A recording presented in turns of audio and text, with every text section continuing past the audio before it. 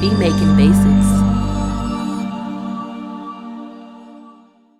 What's going on YouTube? Beat Making Basics back again with another dope video. If you're new to the channel, go ahead and subscribe because we're coming back to back with bangers. Today's video, we're going to be going over some mixing tips when it comes to mixing trap beats in Logic Pro 12. Let's jump in. So I had this dope beat right here that we're starting. And we need to mix it. So the first thing I would say is go to the hook, okay? The hook is pretty much going to have all of your instrument sounds for the most part on there, okay? The next thing you want to do is group your instrument sounds, okay? So like all your drums, or you can even do like your sub and bass sounds on one group. You'll just go over here to your output.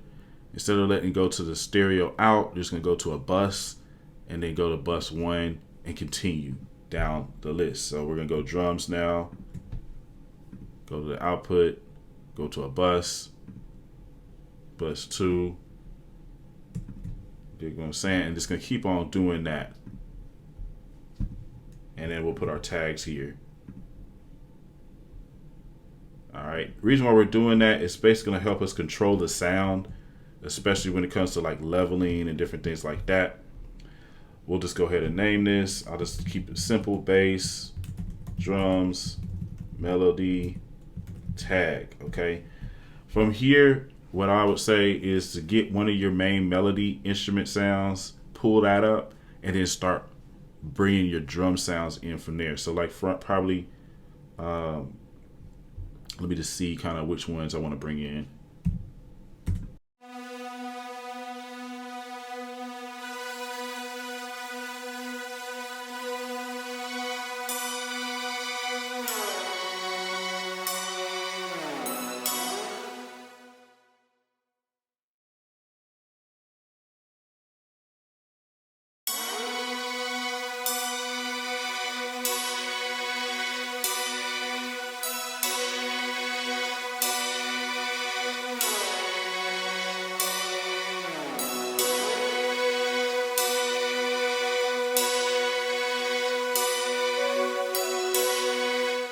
All right, cool. So you want to make sure you can hear everything. It's pretty much good to go. And then I would start off with like your 808 and then your kick.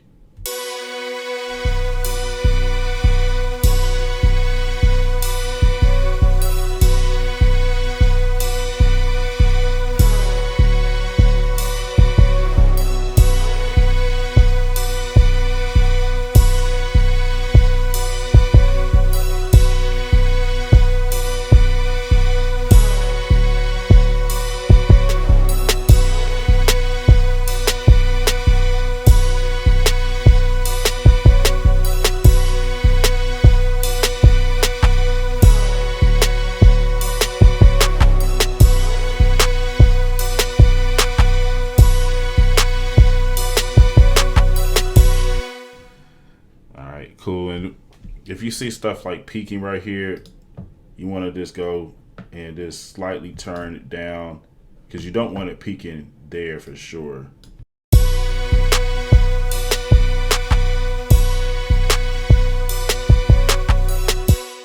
All right, bet. So got the 808 kind of, you know, sounding pretty good in the mix. Let's bring up the hi-hats.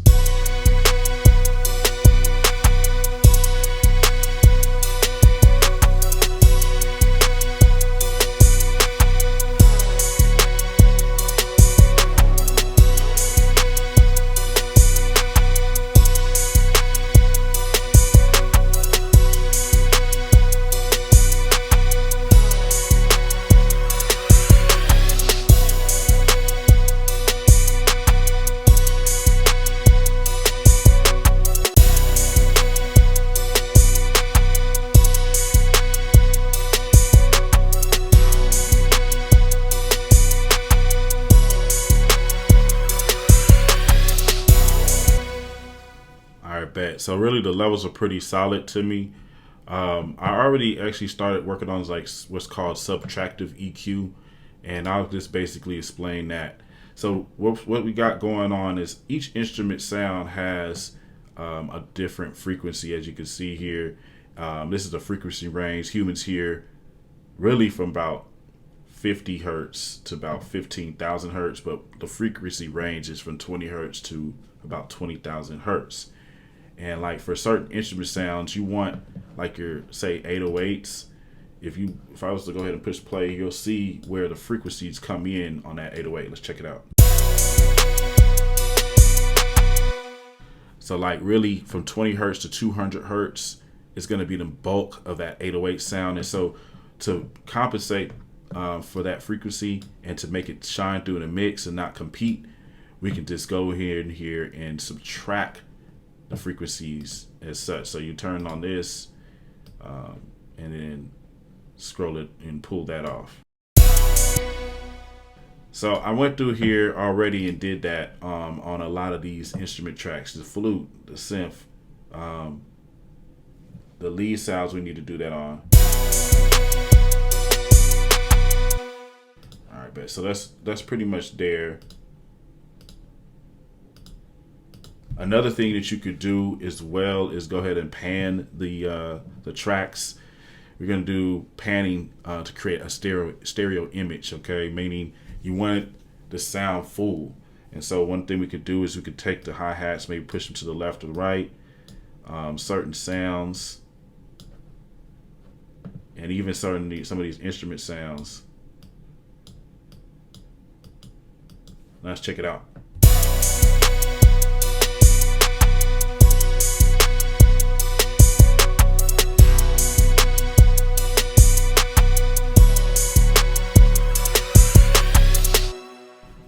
And also what panning does is it makes room for the frequencies and the sounds of like the drums and stuff to shine through in the mix. If you have everything kind of going dead center, it's just, think about going through a door. You have like 5 people trying to fit through the same, doorway.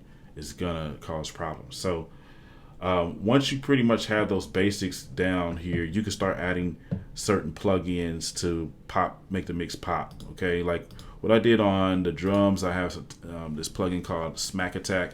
Simply, it's pretty much a compressor, okay, but this just makes the beat pop out a little bit more.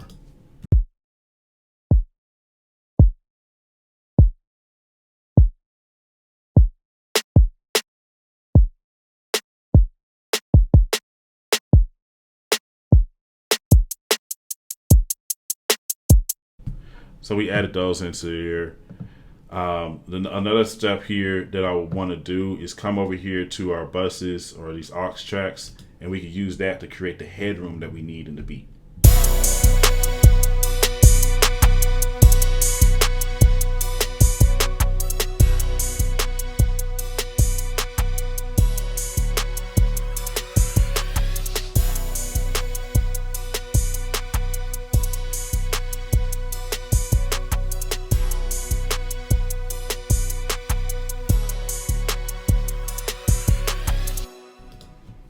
Lastly, we can go over here and start listening to the tags here. Bring that up. You got it.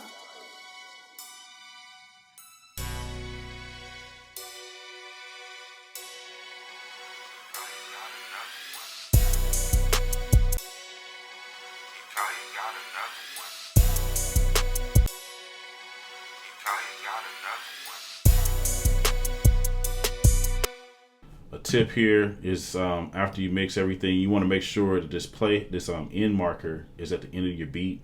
Sometimes you'll look at your beat and look like it's there. You'll bounce your beat down and you'll have all this dead space. Make sure you go ahead and do that. And for the most part, from here you want to go ahead and get your levels again by listening to the beat on different speakers. You can listen to it on your laptop, your monitors, or you can also use plugins.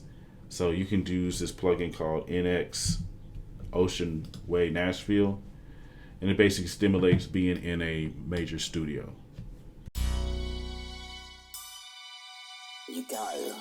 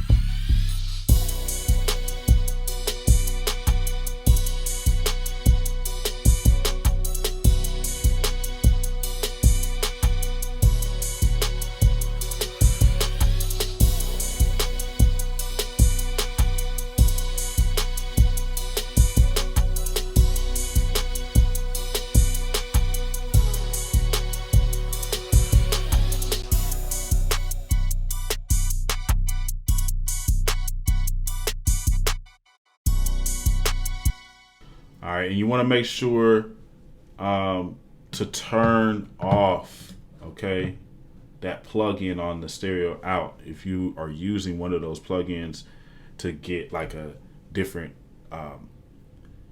you know what I'm saying, listen. All right, you know what I'm saying. So you want to make sure you do that, because if you don't, what's going to happen is you're going to bounce this down and it's going to have a plug-in on it. It's going to sound weird. So you want to make sure you do that as well.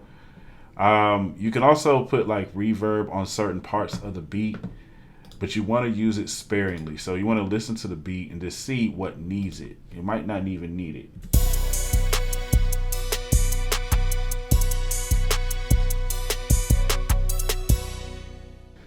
One little trick that I do like to do is like find one instrument out of the drums that you can like add reverb to, and it just will make it like more a spicy mix. Okay, so you can add reverb a couple different ways. You can add it through the sends. I'm gonna actually just go ahead and put it right on this particular track.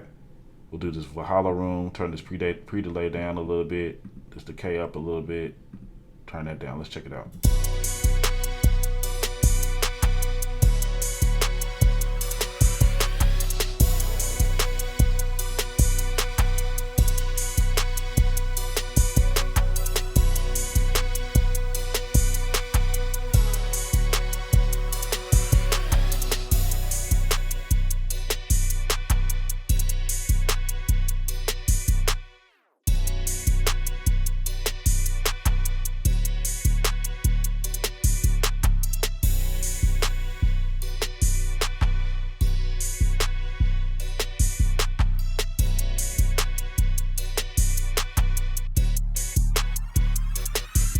And if you listen, I just really added it very, like just a little bit of reverb, just so it's there, but it's not, you know, affecting any of the other parts of the mix. You also could look into adding it on certain other instrument sounds. I'm pretty much not going to put it on some of these sounds, but just because it's like strings and like, you know, certain things that it's going to make the reverb could add more noise to it than that's what's necessary. So for the most part, I think that this beat is pretty much done. If you like this video, man, make sure you smash the like button, make sure you share, and leave me a comment. We're going to go ahead and end the video. Make sure you also head over to my website, beatmakingbasics.com. Grab the master bundle if you want to learn how to make better beats, actually finish your beats. Because a lot of times, you know, we as producers, we have a lot of beats that we start and we don't necessarily finish them and put them out. So this is what the master bundle is going to help you to do: take you to the full beat making process and teach you how to finish your beats professionally, specifically in GarageBand and Logic Pro. So grab that, and without further ado, we're going to go ahead and end the video. Appreciate y'all watching. I'll see you in the next one. We're out.